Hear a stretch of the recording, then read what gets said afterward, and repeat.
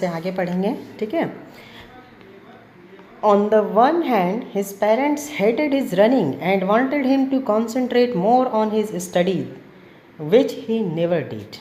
ठीक है, जबकि उसके पापा और मम्मी मतलब उनके पेरेंट्स चाहते थे कि वो अपना दौड़ना, जो वो दौड़ने में इतना ध्यान देता है, दौड़ना उसको इतना पसंद है, इसके अलावा इस चीज़ के अलग से मतलब वो दौड़े नहीं और दौड़ने के जगह पे क्या करे, पढ़ाई पे ज़्यादा ध्यान दे, ज़्यादा कंसंट्रेट करे, ज़्यादा एकाग्र हो किस चीज़ के बारे में, तो पढ़ने के बारे में। ऐसा उनका पेरेंट्स का सोचना था, उसके पेरेंट्स ऐसा सोचते थे। On the other hand he belong to a middle class family and Tarun knew that to achieve his dream he needed intensive training the amount for which was well beyond his family's reach. ठीक है, उसका dream था कि वो दुनिया का सबसे best runner बनना चाहता था, सबसे अच्छा, और वो जानता था। जबकि उसके on the contrary, on the other hand, उसके उल्टे में, उसका विपरीत क्या था कि उसके पापा मम्मी या उसका फाइनेंशियल कंडीशन इतना अच्छा नहीं था कि वो अपने एम को, अपने ड्रीम को आसानी से अचीव कर सके या अचीव कर सके। क्योंकि उसके ड्रीम को अचीव करने के लिए, अपने एम को पाने के लिए उसको बहुत ही नीडेड इंटेंसिव ट्रेनिंग, उसको एक बहुत इंटेंसिव ट्रेनिंग का ज़रूरत था, जिसमें a lot of activities and careful attention, ये सारी चीज़ों का ज़रूरत पड़ता, और पैसा भी। ठीक है, चूँकि उसका फैमिली एक मिडिल क्लास फैमिली था, the amount for which was well beyond his family's reach, वो जो अमाउंट खर्च होता, वो जो पैसा खर्च होता उसके ट्रेनिंग में, जो उसके ट्रेनिंग में लगता, वो उसके परिवार वालों से, उसके फैमिली के रीच से बाहर था। मतलब उतना खर्च उसके फैमिली वाले नहीं कर सकते थे उसको ट्रेनिंग कराने के लिए। When Tarun failed in his terminal examination his father was very angry with him, और जब तरुण अपने टर्मिनल एग्ज़ाम में फ़ेल हो गया तो उसके पापा उससे बहुत गुस्सा किए। और कोई भी करेगा, अगर कोई बच्चा फेल कर जाता है तो किसी के भी पेरेंट्स को क्या लगेगा, ख़राब लगता है ना, वही ख़राब लगा उसके पापा को, उसके पापा गुस्सा हो गए। His friends too made fun of him, और उसके दोस्त भी उसका मजाक उड़ाने लगे। It was a day he wanted to erase from his life and so he took to running. जैसा कि हम लोग को पता था, जब भी उसको गुस्सा आता था वो दौड़ता था, जब भी उसको गुस्सा है वो दौड़ जाता था।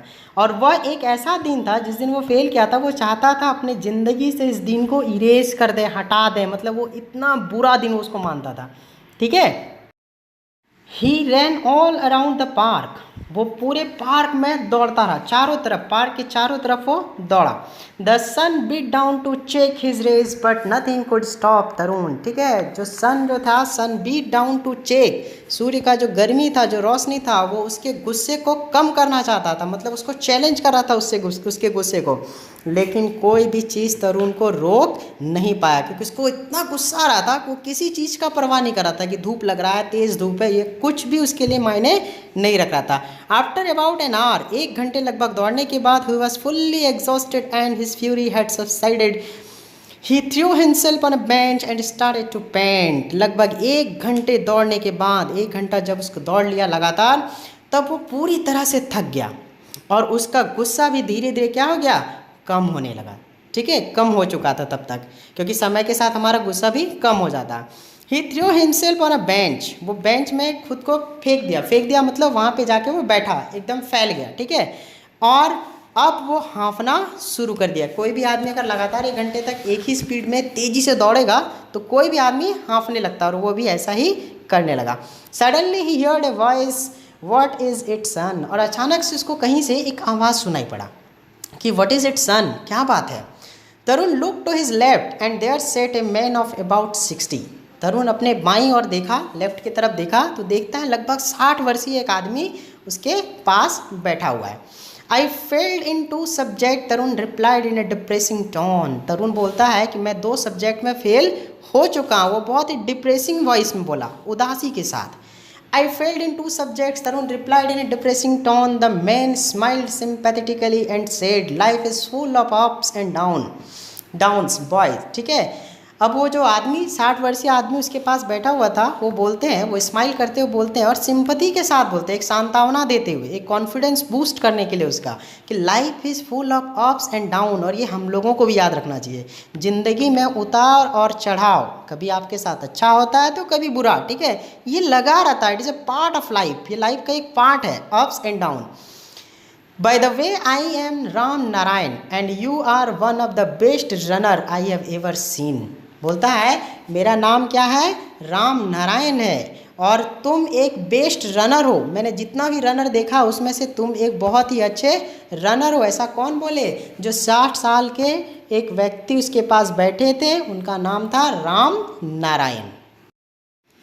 Ram Narayan, Ram Narayan, are you the same Ram Narayan who won an Olympic medal in the 400 meter race in the 1960s? Tarun could not hide his excitement। वो बोला राम नारायण, यहाँ है तो क्वेश्चन मार्क बट एक्चुअली ये एक्सक्लामेशन है। क्या आप राम नारायण हैं? Are you the same Ram Narayan who won an Olympic medal in 400 meter race in the 1960s? Tarun could not hide his excitement. क्या आप वही राम नारायण हैं जो 1960 के ओलंपिक में 400 मीटर के रेस में, 400 मीटर जो दौड़ने का रेस था उसमें मेडल जीते थे?